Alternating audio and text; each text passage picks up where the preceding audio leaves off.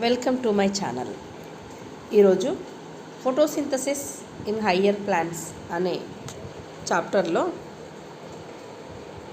Dark reaction గురించి ఈ content ఎలా ఉంటుంది, దాన్ని ఎలా గుర్తుపెట్టుకోవాలి, న్యూమోనిక్స్ ఏంటి, స్టెప్స్ ఏంటి, ఈ టాపిక్ని డిస్కస్ చేద్దాం. ఇప్పుడు మనం ముందు డిస్కస్ చేసిన వీడియోలో లైట్ రియాక్షన్, డార్క్ రియాక్షన్ చదువుకున్నాం. లైట్ రియాక్షన్లో ఏటీపీ, ఎన్ఏడిపిహెచ్, O2 ఏర్పడ్డాయి. O2 ఏమవుతుంది అంటే క్లోరోప్లాస్ట్ నుంచి డిఫ్యూజ్ అవుతుంది. అట్లనే ఏటీపీ, ఎన్ఏడిపిహెచ్ ఏర్పడ్డాయి కదా, అవేం జరుగుతుంది, దానివల్ల ఏం జరుగుతుంది అంటే ఈ రెండు కలిపి బయోసింథసిస్ ఆఫ్ ఫుడ్ అంటే షుగర్ మాలిక్యూల్ ఏర్పడడానికి తోడ్పడుతుంది. అంటే C6H12O6 లేదా CH2O (N) ఇట్లా ఏర్పడడానికి తోడ్పడుతుంది. ఈ ప్రాసెస్ని మనం బయోసింథటిక్ ఫేజ్ అంటాం. ఎందులో? ఫోటోసింథసిస్లో. ఇప్పుడు ఈ ప్రాసెస్ ఏంటి అంటే డైరెక్ట్గా లైట్ మీద డిపెండ్ అవ్వదు. అంటే లైట్ ప్రజెన్స్ ఉన్నా కూడా జరుగుతుంది, కానీ లైట్ మీద డిపెండ్ అవ్వదు. కానీ మరి దేని మీద డిపెండ్ అవుతుంది అంటే లైట్ రియాక్షన్లో ఏవైతే ప్రోడక్ట్ ఏటీపీ అండ్ ఎన్ఏడిపిహెచ్ ఏర్పడ్డాయో వాటితో CO2 కలిసి H2O కలిసి C6H12O6 గ్లూకోజ్ మాలిక్యూల్ ఏర్పడడానికి తోడ్పడుతుంది. అంటే ఇక్కడ సింథసిస్ అనేది జరుగుతుంది. అందువల్ల దీన్ని మనము బయోసింథటిక్ ఫేజ్ అని కానీ లేదా డార్క్ రియాక్షన్ అని కానీ అంటాం. క్వశ్చన్ క్వైట్గా గుర్తుపెట్టుకోవచ్చు. డార్క్ రియాక్షన్ ఏంటి, బయోసింథటిక్ ఫేజ్ అబ్సెన్స్ ఆఫ్ లైట్లో కూడా జరుగుతుంది, కానీ లైట్ రియాక్షన్లో ఏర్పడ్డ ప్రోడక్ట్స్ లేకపోతే డార్క్ రియాక్షన్ అనేది జరగదు. ఇది బాగా గుర్తుపెట్టుకోవాల్సిన బిట్. ఇక్కడ CO2 H2O రెండు కంబైన్ అయితే మనకి CH2O NR షుగర్స్ ఏర్పడతాయి అనేది ఇంతకుముందు డిస్కస్ చేసుకున్నాం. ఇందులో ఫస్ట్ ప్రోడక్ట్ ఏం ఏర్పడుతుంది, ఏ రియాక్షన్లో ఏర్పడుతుంది, ఎలా ఇవి CO2 ఫిక్సేషన్ జరుగుతుంది, ఈ సైకిల్లో చూద్దాం. CO2 ఫిక్సేషన్ అనేది జరిగిన తర్వాత ఇందులో మనకి 3 కార్బన్ ఆర్గానిక్ యాసిడ్ ఫామ్ అవుతుంది అని కెల్విన్ అనే అతను కనిపెట్టాడు. కాబట్టి అతను పేరు మీదుగా బయోసింథటిక్ పాత్వేని కెల్విన్ సైకిల్ అంటాం. ఇది అసెర్షన్ రీజన్ క్వశ్చన్ కూడా ఇవ్వచ్చు. సో ఫస్ట్ ప్రోడక్ట్ ఇక్కడ ఏం ఫామ్ అవుతుంది అంటే 3-ఫాస్ఫోగ్లిజరిక్ యాసిడ్ అనేది ఫామ్ అవుతుంది. ఇప్పుడు కొన్ని అంటే ప్లాంట్స్లో 4-ఫాస్ఫోగ్లిజరిక్ యాసిడ్ కూడా ఫామ్ అవుతుంది. అంటే 3-ఫాస్ఫోగ్లిజరిక్ అంటే ఈ యాసిడ్ ఎక్కడైతే ఫామ్ అవుతాయో ఆ చెట్లని ఆ సైకిల్ జరిగే వాటిని C3 పాత్వే అంటాం. అట్లానే 4 కార్బన్స్ ఉన్నది ఓక్జోలో యాసిటిక్ యాసిడ్ OAA కూడా ఫామ్ అయితే దాన్ని C4 పాత్వే అంటారు. సో ఇప్పుడు మనకి 2 పాత్వేలు ఉన్నాయి బయోసింథసిస్లో, ఒకటి C3, ఒకటి C4. ఇవి ఒకే అంటే ఒక ప్లాంట్లోనే జరగవు. కొన్ని ప్లాంట్స్లో C3 పాత్వే జరిగితే కొన్ని ప్లాంట్స్లో C4 పాత్వే జరుగుతుంది. ఇక్కడ ప్రైమరీ యాక్సెప్టార్ ఏంటి, CO2. ఇక్కడ ఏం జరుగుతుంది, దీన్ని స్టెప్స్లో ఎలా గుర్తుపెట్టుకోవాలి చూద్దాం. మనకి కెల్విన్ సైకిల్ ఇచ్చినప్పుడు చాలా ఇంపార్టెంట్ ఏంటంటే ఏవైనా 4-5 ఆప్షన్లు ఇచ్చి అందులో ఇంపార్టెంట్ స్టెప్స్ కెల్విన్ సైకిల్కి సంబంధించినవి ఏవి అని అడగచ్చు. మనకి కెల్విన్ సైకిల్ అనేది 3 స్టెప్స్లో జరుగుతుంది. ఆ 3 స్టేజ్లు ఏంటి అంటే ఫస్ట్ది కార్బాక్సిలేషన్, సెకండ్ది రిడక్షన్, థర్డ్ది రీజనరేషన్. సో మనకి ఇప్పుడు గుర్తుపెట్టుకోవడానికి ఏం చేయాలి అంటే CRR, కెల్విన్లో కూడా C ఉంది. సో CRR ఈ 3 స్టెప్పులు మెయిన్ స్టెప్స్ మనకి. సో ఇది జనరల్గా ఈ పాత్వే అనేది ఎక్కడ జరుగుతుంది, ఏ ప్లాంట్స్లో జరుగుతుంది, C3లోనా C4లోనా అని కూడా క్వశ్చన్ అడగచ్చు, లేదా అసెర్షన్ రీజన్ క్వశ్చన్లో కూడా ఇవ్వచ్చు, లేదా కరెక్ట్ సెంటెన్స్లో ఇవ్వచ్చు. ఇర్రెస్పెక్టివ్ ఆఫ్ ఏ పాత్వే అయినా, అంటే C3 కావచ్చు, C4 కావచ్చు, కెల్విన్ సైకిల్ ఏ దాంట్లోనైనా 2 ప్లాంట్స్లో కూడా కెల్విన్ సైకిల్ అనేది జరుగుతుంది. కానీ ప్రోడక్ట్స్ ఫామ్ అవ్వడం మాత్రం డిఫరెంట్గా ఫామ్ అవ్వచ్చు. ఇప్పుడు ఈ స్టెప్స్ చూద్దాం. ఏంటి, ఒక్కొక్క స్టెప్లో ఏం జరుగుతుంది అది చూద్దాం. సో మేజర్గా ఎన్ని స్టేజెస్ అని అడిగితే మనము 3 స్టేజెస్ అని చెప్పచ్చు. ఫస్ట్ది కార్బాక్సిలేషన్. ఈ కార్బాక్సిలేషన్లో ఏం జరుగుతుంది అంటే CO2ని తీసుకొని ఒక స్టేబుల్ ఆర్గానిక్ ఇంటర్మీడియట్ని ఫామ్ చేస్తుంది. అప్పుడు ఆ కార్బాక్సిలేషన్లో క్రూషియల్ స్టెప్ ఏంటి అంటే ఈ CO2 యూటిలైజ్ జరిగి కార్బాక్సిలేషన్ ఆఫ్ RuBPతో మనకి పాస్పోగ్లిజరిక్ యాసిడ్ అనేది ఏర్పడుతుంది. ఇక్కడ మనకు RuBP carboxylase or oxygenase or rubisco అని అంటాం. ఇది ఏదైతే ఉందో ఎంజైమ్ వాటిని ఇలా రుబిస్కోతో చూపిస్తాం. Next reduction. ఇందులో కూడా టూ స్టెప్స్ ఉంటాయి. సో ఒక స్టెప్ ఏంటి అంటే 3GP అంటే ఏంటి, మనకి గ్లిజరాల్డిహైడ్ 3-ఫాస్ఫేట్ అనేది 3GP. అంటే 3 ఎందుకు వచ్చింది, ఆ నంబర్ ఎందుకు వచ్చింది అంటే గ్లిజరాల్డిహైడ్లో 3rd ఫాస్ఫేట్ దగ్గర అంటే 3rd నంబర్ దగ్గర 3rd కార్బన్ దగ్గర ఫాస్ఫేట్ అనేది ఉంది కాబట్టి. సో ఇక్కడ మనకి స్టెప్స్ అనేవి ఉన్నాయి. ఇక్కడ 2 మాలిక్యూల్స్ ఆఫ్ ATPని ఫాస్ఫోరిలేషన్లో తీసుకొని 2 NADPHలను తీసుకొని రిడక్షన్ ప్రాసెస్ జరిగి ఒక CO2 మాలిక్యూల్ ఫిక్సేషన్ జరిగి 6 molecules of CO2 and 6 turns జరిగిన తర్వాత ఒక సైకిల్ రిపీట్ అయితే దాంట్లోంచి మనకి 3 ట్రయోజులు వస్తాయి. అంటే 3 కార్బన్లు ఉన్న వాటిని ట్రయోజ్ అంటాం. అలా 2 మాలిక్యూల్స్ 2 ట్రయోజెస్ వస్తాయి. అట్లా ఇప్పుడు ఇక్కడ స్టెప్ ఏలో చూద్దాం. 12-ఫాస్ఫోగ్లిజరిక్ యాసిడ్. 12 ఎందుకంటే అక్కడ ఫాస్ఫోగ్లిజరిక్ యాసిడ్ మనం బ్యాలెన్స్ చేసినప్పుడు 12 ఫాస్ఫోగ్లిజరిక్ యాసిడ్లు, 12 ATPలు, ఫాస్ఫోగ్లిజరోకైనేస్ అనే ఎంజైమ్ యాక్ట్ అవ్వడం వల్ల 12-ఫాస్ఫోగ్లిజరిక్ యాసిడ్ అనేది ఏర్పడుతుంది. ఇక్కడ బిస్ ఎందుకు అంటే 2 ఫాస్ఫేట్లు ఉంటే దాన్ని బిస్ అంటాం. సో గ్లిజరాల్డిహైడ్కి గ్లిజరిక్ యాసిడ్కి మనకి ఫాస్ఫేట్ యాడ్ అవుతుంది కాబట్టి బిస్ ఫాస్ఫోగ్లిజరిక్ యాసిడ్ అనేది గుర్తుపెట్టుకోవాలి. ఇక్కడ 12 ATPలు వచ్చినాయి. మళ్ళీ బ్యాలెన్స్ కొరకు చూడండి.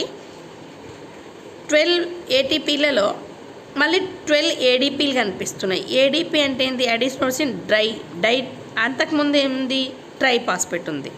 సో ఇట్లా మనకి ఇది స్టెప్ గుర్తుపెట్టుకోవాలి. నెక్స్ట్ స్టెప్లో పైన ఏర్పడ్డ 12-ఫాస్ఫోగ్లిజరిక్ యాసిడ్కి మళ్ళీ 12 NADPHలు యాడ్ అవుతాయి. ఇక్కడ ఒక ఎంజైమ్ అంటూ యాక్ట్ అవుతుంది కదా, ఆ ఎంజైమ్ ఏంటి అంటే G3 గ్లిజరాల్డిహైడ్ 3P డీహైడ్రోజనేజ్ అనే ఎంజైమ్ యాక్ట్ అవుతుంది. ఇది యాక్ట్ అయిన తర్వాత ఇక్కడ మనకి 12 గ్లిజరాల్డిహైడ్ 3-ఫాస్ఫేట్స్ ఏర్పడతాయి.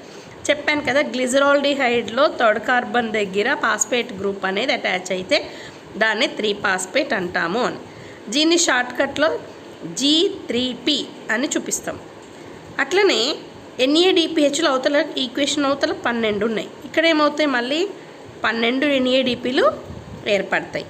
దాంతోపాటు 12H2PO4 అవి బ్యాలెన్స్ చేస్తుంది మన ఈక్వేషన్ని. ఇక్కడ 12G3P నెట్ గెయిన్కి ఎన్ని వచ్చినాయి, సో 2 ఉన్నాయి. అట్లానే 10G3P are used to regenerate are 6 RuBP. ఇప్పుడు ఈ నెట్ గెయిన్ని కూడా మనకి క్వశ్చన్ లాగా అడిగే ఛాన్సెస్ ఉంటాయి. 3rd స్టెప్లో ఏం జరుగుతుంది, ఇప్పుడు మనకి అక్కడ ఏర్పడ్డ ఏదైతే ప్రోడక్ట్ ఉందో దాన్ని మనం ఇక్కడ ఇంకో స్టెప్లో యూజ్ చేస్తాము. ఇక్కడ 3rd స్టెప్లో యూజ్ అవుతుంది. రీజనరేషన్ ఆఫ్ CO2 ఏమవుతుందంటే యాక్సెప్టర్ మాలిక్యూల్ ఆఫ్ RuBP ఒక సైకిల్ లాగా కంటిన్యూగా అంటే ఇంటరప్ట్ కాకుండా ఇది ప్రాసెస్ జరుగుతూనే ఉంటుంది. జనరేషన్ అంటేనే మళ్ళీ కొత్త ప్రోడక్ట్స్ తయారవ్వడం. రీజనరేషన్ అంటే అయిన ప్రోడక్ట్స్ల నుంచే మళ్ళీ కొత్త ప్రోడక్ట్స్ తయారవ్వడం. ఇక్కడ స్టెప్స్లో ఏమవుతుంది అంటే ఒక ATP ఒక ఫాస్ఫోరిలేషన్కి యూజ్ అవుతుంది. ఎక్కడి నుంచి వస్తుంది ఇది అంటే RuBP నుంచి వస్తుంది. సో ఇక్కడ G3P ఆర్ DHAPని ఒకవేళ ఎక్స్పాండ్ చేయమంటే డైహైడ్రాక్సీ ఎసిటోన్ ఫాస్ఫేట్ అనేది ఇది ఎక్స్పాండ్ ఫామ్ అవుతుంది.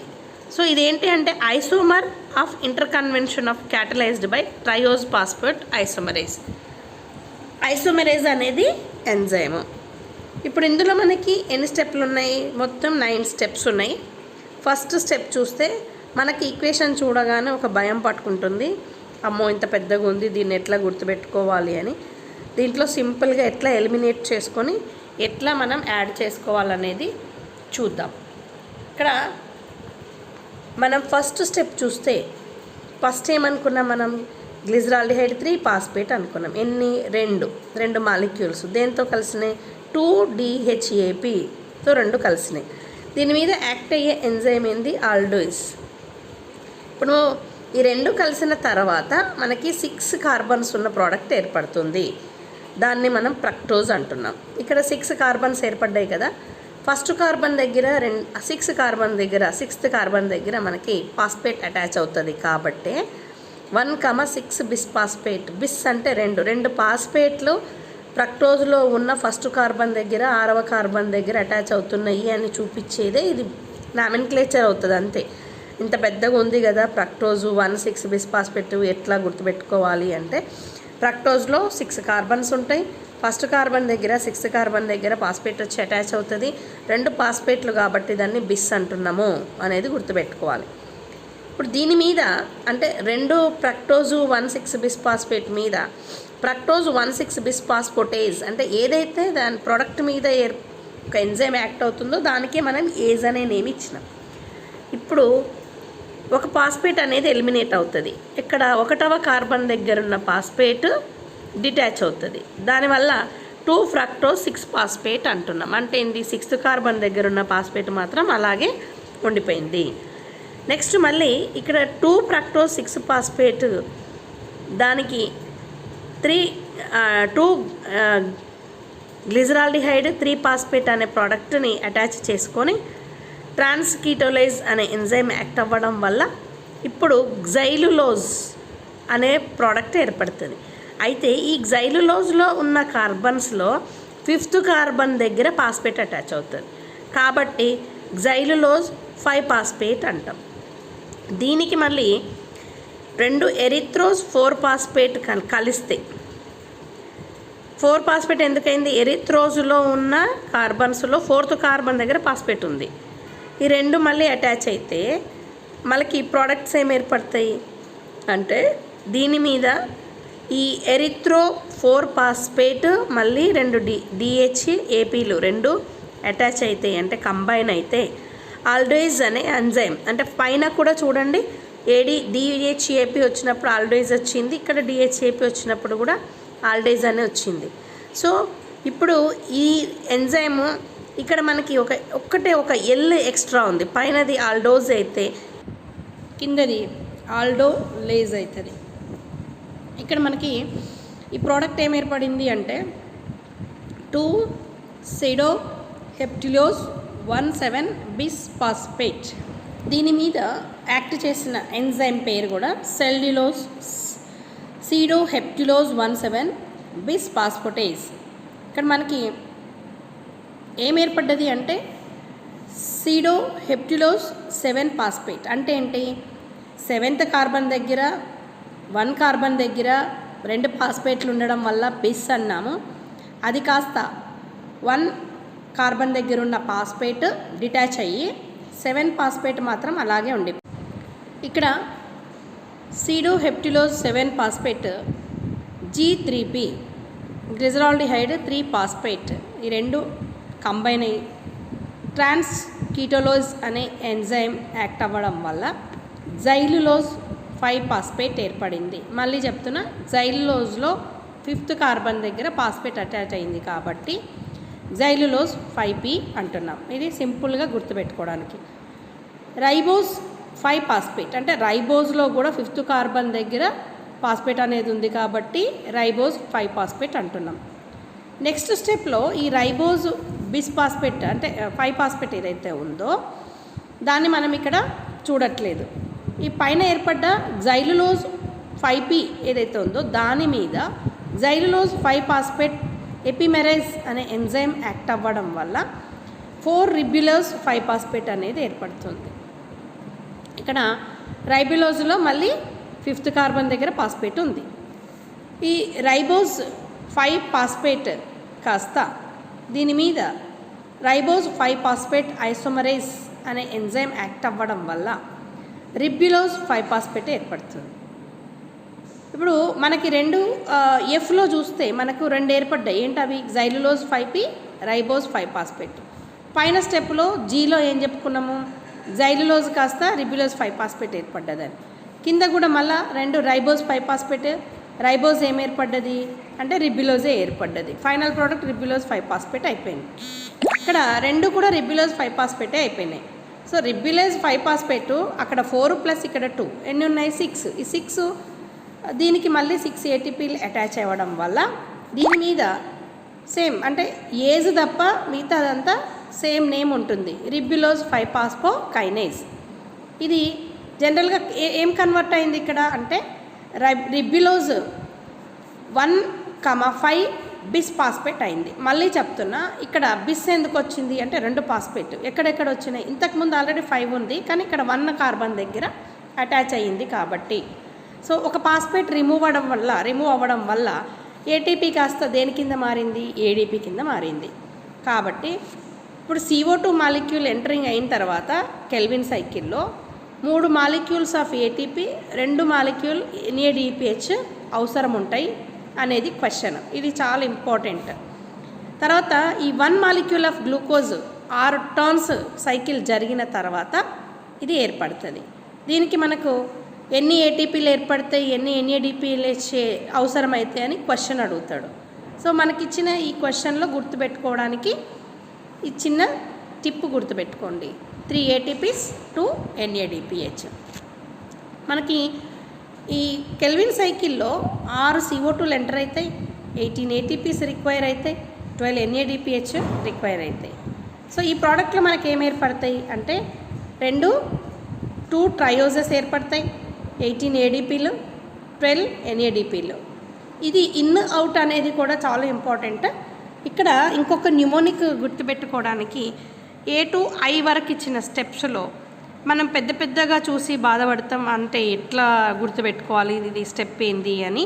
ఫస్ట్ చూస్తే గ్లిజరాల్డిహైడ్ ఉంది, నెక్స్ట్ ఫ్రక్టోజ్ కింద కన్వర్ట్ అయింది. ఫ్రక్టోజ్ దేని కింద కన్వర్ట్ అయింది? జైలులోజ్ కింద కన్వర్ట్ అయింది. జైలులోజ్ అండ్ ఎరిథ్రోజ్. ఇప్పుడు ఈ ఎరిథ్రోజ్ కాస్త దేని కింద కన్వర్ట్ అయింది? సీడోహెప్టిలోజ్. సీడోహెప్టిలోజ్ దేని కింద కన్వర్ట్ అయింది?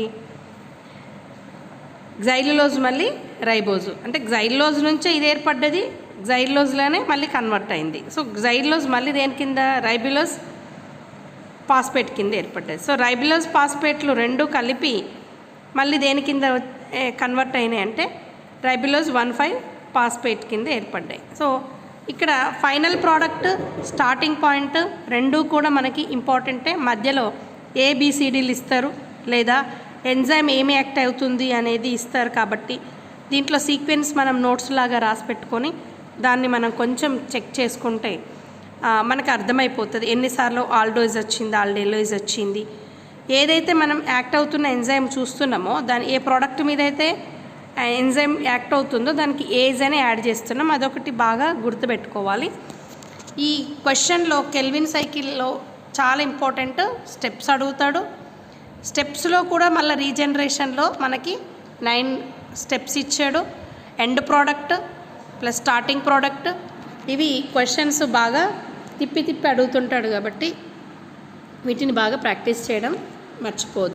దీనికి సంబంధించిన క్వశ్చన్స్ నెక్స్ట్ వీడియోలో ఉంటాయి. మనం ఈ కంటెంట్ వీడియోని చూసిన తర్వాత నెక్స్ట్ క్వశ్చన్స్ వీడియోని కనుక చూస్తే మళ్ళీ ఒకసారి రివిజన్ అవుతుంది. సో ఇంకొక వీడియోలో ఇంకో టాపిక్తో కలుద్దాం. Thank you for watching this video.